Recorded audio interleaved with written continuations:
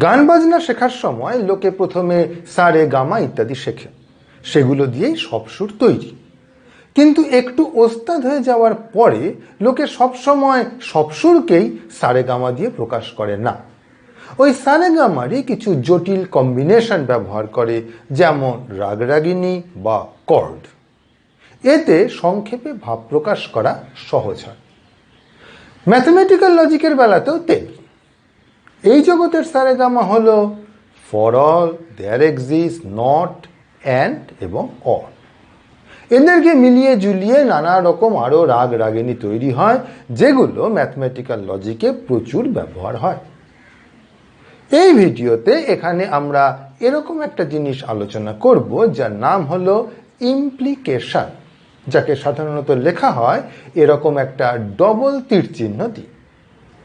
অঙ্ক নিয়ে যারাই খানিকটা পড়াশোনা করেছো তারা কোথাও না কোথাও এই চিহ্নটা দেখেছো, কিন্তু এর পিছনের গল্পটা হয়তো অনেকেই জানো না, সেটাই বলবো এবার।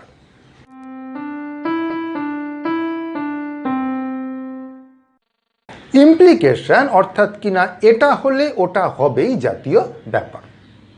যেমন ধরো, এই গোবেচারা ভদ্রলোক বাড়ি ফিরছিল, এমন সময় একটা ডাকাত এসে হাজির। এসেই বন্দুক বাগিয়ে তাকে বলল, নড়াচড়া করলেই গুলি করব। নড়াচড়া ইমপ্লাইজ গুলি। ভদ্রলোক আঁতকে উঠে বললেন, এর মানে কি? ডাকাতরা অঙ্ক জানতো, বুঝিয়ে বলল, এর মানে হলো নো নড়াচড়া, নইলে আমি গুলি করব। ভদ্রলোক বললেন, কিন্তু তা কি করে হয়? ডাকাত বলল, সেটাও জানো না? যখনই কেউ বলে এ ইমপ্লাইজ বি, তার মানেই হলো নট এ অর বি। আমি ডাকাতি ব্যাপারটা সমর্থন করি না, কিন্তু ডাকাতের কথাটা মোটেই ফেলনা নয়। এটাই হলো ইমপ্লিকেশনের সংজ্ঞা। এটা হচ্ছে দুটো বাক্যকে জুড়ে একটা নতুন বাক্য বানানোর কায়দা। যদি এই এ আর বি দুটো বাক্য হয়, তবে এই জিনিসটা এ ইমপ্লাইজ বি হলো আরেকটা বাক্য, যার অর্থ হচ্ছে এই নট এ অর বি। তবে ডাকাত কেন? কারো মুখের কথাতেই অঙ্ক চলতে পারে না, তার জন্য দস্তুর মতো ট্রুথ টেবিলটা বানিয়ে নেওয়া যাক। শুরু করছি এ বির যত রকম কম্বিনেশন সম্ভব তার তালিকা বানিয়ে। আমাদের কাজ করতে হবে নট এ অর বি নিয়ে। ধাপে ধাপে এগোই। প্রথমে নট এ, মানে এই কলামটাকে উল্টে এই কলামটা বানিয়েছি, মানে যেখানে 0 সেখানে 1, আর যেখানে 1 সেখানে 0 বসিয়ে দিয়েছি। এইবার এই যে দুটো পাশাপাশি কলাম নট এ এবং বি, এদের মধ্যে অর করতে হবে। অর্থাৎ কিনা এই দুটো কলামের মধ্যে যদি কোথাও 1 থাকে, অমনি এখানেও 1 বসবে। সুতরাং এখানে খালি 0 হয়েছে, কারণ এটাও 0 আবার এটাও 0। সাবধান, অর মানে কিন্তু অর, মোটেই এক্সক্লুসিভ অর নয়। সুতরাং ডাকাত যখন বলে নড়লেই গুলি করব, তাতে কিন্তু এমন কোনো প্রতিশ্রুতি নেই যে না নড়লে গুলি করবে না। নড়লে তো গুলি করবেই, না নড়লেও করতে পারে। আমরা প্রতিদিনকার ভাষায় কিন্তু এ হলে বি হয় শুনলেই মনে মনে কেমন একটা ধরে নিই যে এ না হলে বিও হবে না। সেরকম কোনো উল্টো ব্যাপার কিন্তু অঙ্কের ভাষায় নেই। যেমন এই যে দ্বিতীয় লাইনে এ হয়নি কিন্তু বি হয়েছে, তাও কিন্তু এ ইমপ্লাইজ বি সঠিক রয়েছে।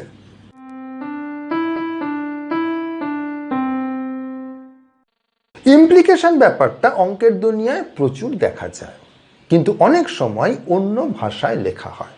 তার অন্যতম হলো নেসেসারি আর সাফিশিয়েন্ট। যখন লেখা দেখবে এ ইজ সাফিশিয়েন্ট ফর বি, তার মানে হলো এ ইমপ্লাইজ বি। একইভাবে যদি দেখো এ ইজ নেসেসারি ফর বি, তার মানে হলো বি ইমপ্লাইজ এ। আরেকভাবেও একই জিনিস বলা হয় ইফ এবং অনলি ইফ দিয়ে। যেমন এইটাকে আমরা বলতে পারি এ ইফ বি, একইভাবে এইটাকে বলতে পারি এ অনলি ইফ বি। এত কিছু দেখে মাথা গুলিয়ে যায় অনেকেরই। তার থেকে মুক্তির একটা উপায় বলি। লক্ষ্য করো, এখানে 3 ধরনের ভাষা রয়েছে এবং প্রত্যেকটাই জোড়ায় জোড়ায় আছে। প্রথম জোড়া হলো ইমপ্লাইজ আর ইমপ্লাইড বাই, ইমপ্লাইজ আর ইমপ্লাইড বাই। দ্বিতীয় জোড়া হলো নেসেসারি এবং সাফিসিয়েন্ট, আর তৃতীয় জোড়া হলো ইফ আর অনলি ইফ। প্রতি জোড়ার মধ্যে যে কোনোটা দিয়ে অন্যটাকে প্রকাশ করা যায়, খালি এ আর বি এর স্থান বিনিময় করে দিলেই হলো। যেমন ধরো এ ইফ বি ছিল, যে এ আর বির স্থান বিনিময় করে দেবে আর ইফের জায়গায় অনলি ইফ আনবে, অমনি পাবে বি অনলি ইফ এ, যার মানেটা কিন্তু সেই একই, এ ইফ বি এর মতোই। তেমনি A is necessary for B আর B is sufficient for A, একই মানে। তাই প্রতি জোড়ার মধ্যে খালি একটাকে মনে রাখলেই চলবে। প্রশ্ন হলো কোনটাকে রাখবো আর কোনটাকে ফেলবো। এই যে 6টা জিনিস, এর মধ্যে সবচেয়ে সহজ হলো এই ইমপ্লাইজটা, এ ইমপ্লাইজ বি, এটাকে তাই রাখবো, অন্যটাকে বাদ দেব। বাকি জোড়াগুলোর জন্য দেখো এ আর বি এর মধ্যে কে আগে কে পরে। যেমন এ ইফ বি আর B is sufficient for A, দুজনের একই মানে, কিন্তু এ বির ক্রম দুই ক্ষেত্রে দুরকম। এখানে আগে এ পরে বি, কিন্তু এখানে আগে বি পরে এ, এতে মাথা গুলিয়ে যায়। আমরা এমনভাবে নেব যাতে এই ক্রমটা একই থাকে। যেমন ধরো এই দ্বিতীয় জোড়ার ক্ষেত্রে দেখি এদের দুজনকে দিয়ে এ ইমপ্লাইজ বি কি করে প্রকাশ করা যায়। আমরা একে B is necessary for A বলতে পারি, আবার এ ইজ সাফিসিয়েন্ট ফর বিও বলতে পারি। এখানে দেখো আগে এ পরে বি, কিন্তু এইখানে আগে বি পরে এ হয়ে গেল, উল্টে গেল ক্রমটা। এইখানে কিন্তু ক্রমটা ঠিকই আছে, আগে এ পরে বি। তাই এই দুটোর ভেতরে আমরা এই সাফিসিয়েন্টকে রাখবো, নেসেসারিটাকে বাদ দেব।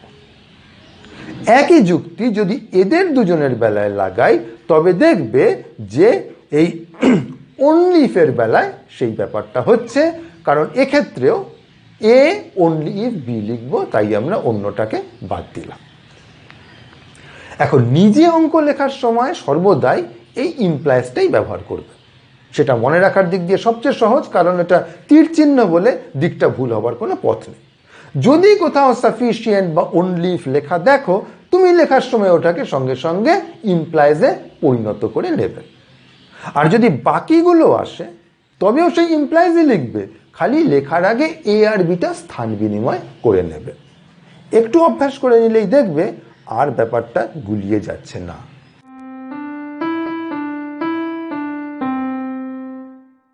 এবার বলি এ ইমপ্লাইজ বি জাতীয় জিনিস কি করে প্রমাণ করতে হয়। যেহেতু এটা অ্যান্ড এবং অর জুড়ে তৈরি বা নট এবং অর জুড়ে তৈরি, তাই প্রথমে বুঝে নিই এই ধরনের এ অ্যান্ড বি বা এ অর বি জাতীয় বাক্য কিভাবে প্রমাণ করতে হয়। এ অ্যান্ড বি প্রমাণের বেলায় কায়দাটা খুব সহজ, আলাদা করে এ প্রমাণ করো এবং তারপর বি প্রমাণ করো। অবশ্যই কোনটা আগে কোনটা পরে করছো তাতে কিছু এসে যায় না, কিন্তু দুটোকেই যে আলাদা করে প্রমাণ করতে হবে সেটাই বড় কথা। কিন্তু এ অর বি এর বেলায় একটা সামান্য কৌশল আছে। এ আর বি এর মধ্যে যে কোনো একটা নাও, ধরো এ নিলে, এবার ধরে নাও যে এ ভুল, এটা ধরে নিয়ে বি প্রমাণ করো। এই কৌশলটা কেন কাজ করে সেটা ট্রুথ টেবিল দিয়ে বোঝা যায়। এ অর বি ঠিক প্রমাণ করার চেষ্টা করা মানে হলো এটা দেখানো যে আমরা এই নিচের 3টে লাইনের মধ্যে আছি, ওপরের লাইনে নেই, অর্থাৎ এই কলামে যেখানে যেখানে আমাদের সামনে 1 আছে। এখন এ যখন ঠিক, তখন আমরা এই দুটো লাইনে রয়েছি, সেখানে তো 1 রয়েছি, ফলে নতুন করে দেখানোর কিছু নেই। কিন্তু যখন এটা ভুল, তখন আমরা রয়েছি ওপরের দুটো লাইনে, তার মধ্যে এইটা আমাদের এড়াতে হবে। এইটাকে আটকাবার জন্যই আমাদের দেখাতে হচ্ছে যে বিটা ঠিক, কারণ এখানে বিটা ভুল, এই লাইনটা আমরা এড়াতে চাই, আর এখানে বিটা ঠিক, তাহলেই আমরা ঠিক লাইনে থাকব। অবশ্যই তুমি প্রথমে বি কে ভুল ধরে একেও প্রমাণ করতে পারতে, কারণ বি যদি ঠিক হতো তাহলে আমরা এই লাইনটা আর এই লাইনটায় থাকবো, তাহলে ঠিক আছেই, চিন্তা নেই। যদি বি ভুল হয় তাহলেই একমাত্র এখানে এসে পড়ার সম্ভাবনা, এবং সেটাকে আটকাতে পারবো এটা যদি ঠিক হয় তাহলে, কারণ এ এই লাইনে ভুল আর এই লাইনে ঠিক। এখন কোন পথে এগোচ্ছ, এ কে ভুল ধরে তুমি বি দেখাচ্ছ না বি কে ভুল ধরে এ দেখাচ্ছ, তাতে অঙ্কের দিক থেকে কোনোই পার্থক্য নেই। কিন্তু বাস্তবে অনেক সময় এই এ আর বি এর জটিলতা আলাদা ধরনের হয়। সেক্ষেত্রে সাধারণত সহজটাকে ভুল ধরে জটিলটাকে প্রমাণ করা বুদ্ধিমানের কাজ। এবার যখন আমরা এ ইমপ্লাইজ বি জাতীয় বাক্য প্রমাণ করব, তখন এই কায়দাটাই ব্যবহার করব। আমরা জানি যে ওটা আসলে হচ্ছে নট এ অর বি, দুটো জিনিসের অর, তাই এখানেও একটাকে ভুল ধরে অন্যটাকে ঠিক দেখাবো। কোনটাকে ভুল ধরবো আর কোনটাকে ঠিক দেখাবো দুভাবেই করা যায়। যদি এই নট এটাকে তুমি ভুল ধরো, তার মানে তুমি এ কে ঠিক ধরছো এবং সেটা থেকে তুমি বি কে প্রমাণ করবে। এটাই সহজ বুদ্ধিতে মনে আসে, এ ইমপ্লাইজ বি মানে এ ঠিক হলে বি ঠিক দেখানো। কিন্তু যদি তুমি এই বি কে ভুল ধরো, তবে সেখান থেকে তোমায় দেখাতে হবে কি, নট এ কে ঠিক দেখাতে হবে, তার মানে এ কে ভুল দেখাতে হবে। এই কায়দাটাও প্রায়শই কাজে দেয়।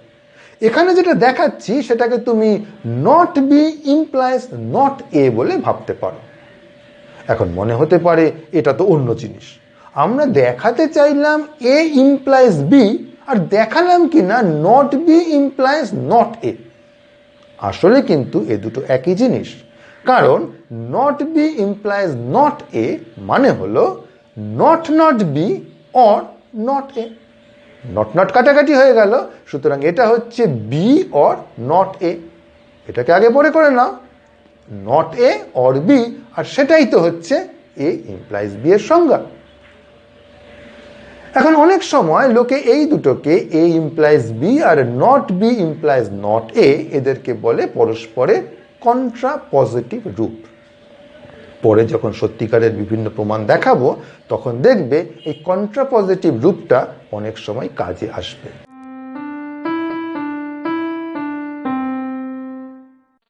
কোনো বাক্যের নেগেশন বার করার দরকার পড়ে প্রুফ বাই কন্ট্রাডিকশন করার জন্য। তাই বাক্য তৈরির নতুন কোনো কায়দা শিখলেই তার নেগেশন বানানোর কায়দাটাও শিখে রাখা উচিত। যেহেতু ইমপ্লিকেশনের মূল উপাদান হলো নট আর অর, তাই এদের নেগেশন বানাতে পারলেই হলো। নটের নেগেশন তো সহজই, নটটা না লিখলেই হলো। কিন্তু অরের নেগেশন কি, একটা উদাহরণ দিয়ে বোঝা যাক। ধরো কিছু বাচ্চা আছে, আর এখানে এ মানে ধরো অ্যাংরি, চটে আছে, আর বি মানে বয়। তবে কাদের বেলায় এ অর বি সত্যি হবে? যারা ছেলে অথবা চটে আছে। এর নেগেশন কি হবে? উত্তর হলো বাকিরা, যারা মেয়ে এবং চটে নেই। তার মানে যারা ছেলে হওয়া এবং চটে থাকা এই দুটো শর্তকেই একই সঙ্গে নস্যাৎ করছে।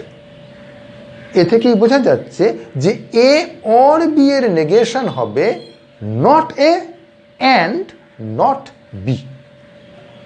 দেখা যাক এই যুক্তিতে এ ইমপ্লাইজ বি এর নেগেশন কি হয়।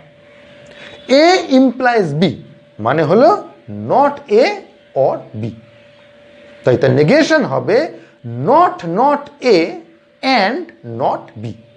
নট নট কেটে যাবে, তার মানে এ অ্যান্ড নট বি। এটা সহজ বুদ্ধিতেও বোঝা যায়। এ হলেই বি হবে, এই কথাটাকে ভুল দেখাতে গেলে নিশ্চয়ই এমন একটা কেস দেখাতে হবে যেখানে এ ঠিক হলেও বি ঠিক হয়নি। যেমন কেউ যদি বলে বাঙালিরা কাপুরুষ হয়, অমনি আমি তার প্রতিবাদ করে বলবো, কেন?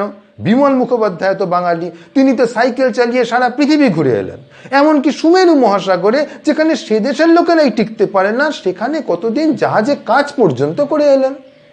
অর্থাৎ আমি এমন একজনকে দেখিয়ে দিলাম যার জন্য এ সঠিক, মানুষটা বাঙালি, কিন্তু বিটা নয়, কাপুরুষ নন। বুঝতে পারলে না মনে হচ্ছে? ওহো, তুমি বোধহয় বিমল মুখোপাধ্যায়ের নাম শোনোনি। তোমার দোষ নেই, কৃতি বাঙালি বলতে যাদের নাম স্কুলে আমাদের গেলানো হয় তার মধ্যে বিমল বাবুর নাম আসে না বটে। যারা জানতে চাও তারা বিমলবাবুর লেখা 2 চাকায় দুনিয়া বইটা পড়ে দেখতে পারো। না না, বিমলবাবু আমাকে বিজ্ঞাপনের জন্য টাকা দিচ্ছেন না, তিনি তখন সত্যযুগে মরে গেছেন। আর বইয়ের প্রকাশক মানে স্বর্ণাক্ষর প্রকাশনীয় টাকা দিচ্ছে না আমায়। কিন্তু এমন ভালো বই যে এমন অবহেলিত হয়ে পড়ে আছে, সেই দুঃখে আমি নিজে থেকেই বিমলবাবুর নাম করলাম। ইউটিউব দেখতে গিয়ে 5টা ফালতু বিজ্ঞাপনের ফাঁকে না হয় একটা কাজের বিজ্ঞাপনই শুনলে। যাই হোক, এই ভিডিওটা এ পর্যন্তই। পরের ভিডিওতে শিখব প্রেডিকেট বলে একটা জিনিস, তারপর আসবে ইউনিক এক্সিস্টেন্সের কথা।